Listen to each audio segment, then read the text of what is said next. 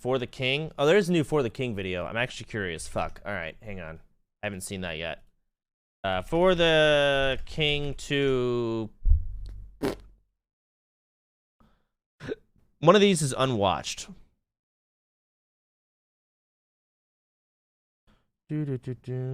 Whoa. Even fall flat. Hello?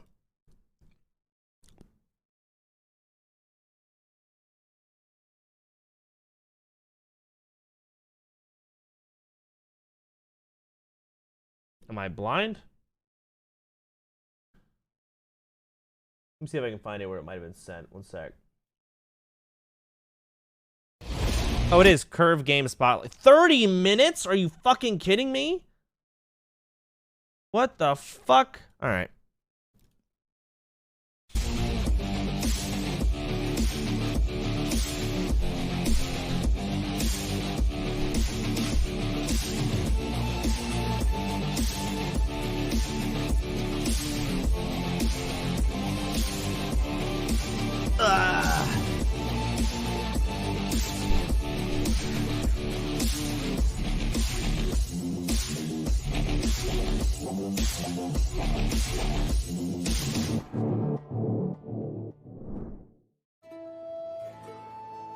This is my realm. This is my rule. I brought peace to this land. But change is coming. And now, I'm more powerful than they could ever imagine. As the chaos rises, they try to challenge me.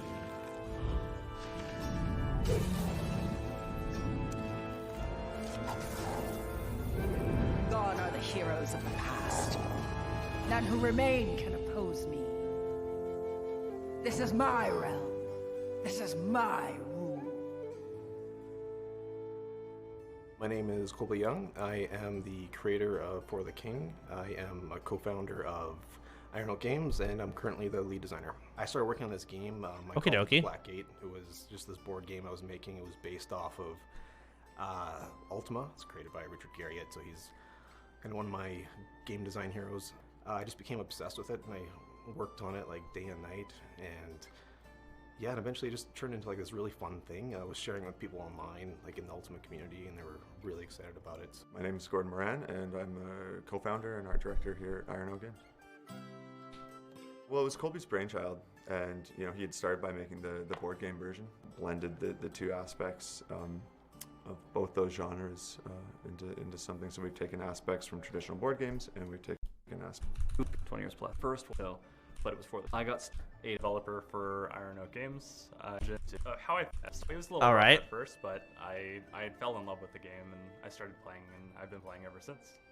I would describe For the core, it is just a tabletop game. It is just adding a little bit of flair on everything that's there. Just cranking up the formula just a little bit with a little extra flavor here and there. The larger maps, the more proceduralism in the maps, the more variation in the adventures. Rose-tinted glasses. Obviously, the new graphic style and art style adds so much more flavor to look at. The new art style allows us to put a little bit more detail in life into the world, whereas the low poly aesthetic of For the King 1,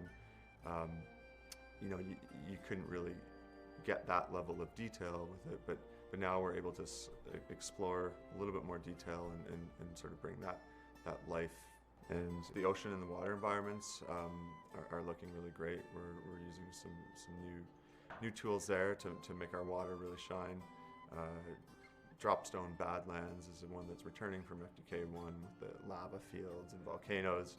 That's going to look pretty spiffy. But in reality, they're all looking really cool. We're all really happy with how they're looking. Yeah, For the King 2 actually takes a little bit of a closer look at Ferrol. Guy looks You'll defeated. find that it's Looks almost like fine. you've taken the lens and you've zoomed in slightly, so now you can get to know the characters a little bit better. You can get to Probably know tired. the biomes a little bit more. We've added things like roads and stuff, which you never would have seen before, and the world just feels a little bit more rich.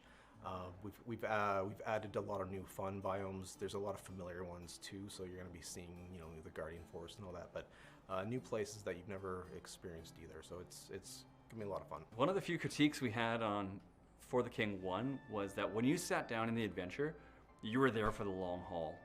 And if you're there, it could be a long adventure. It could be 10 hours, 12 hours. It's a really long playthrough.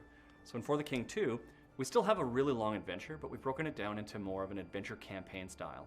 And you still have this really long, detailed story to get through in the land of Ferul, but you can do it at your own pace in your own time now, and you can break it down into bite-sized chunks, or you can play these really long sessions with your friends. Some of the big changes, like the tactical style of combat that we're going to with a grid, that's a big improvement. That's a big change. So yeah, the battle grid in For the King 2 is quite a versatile system.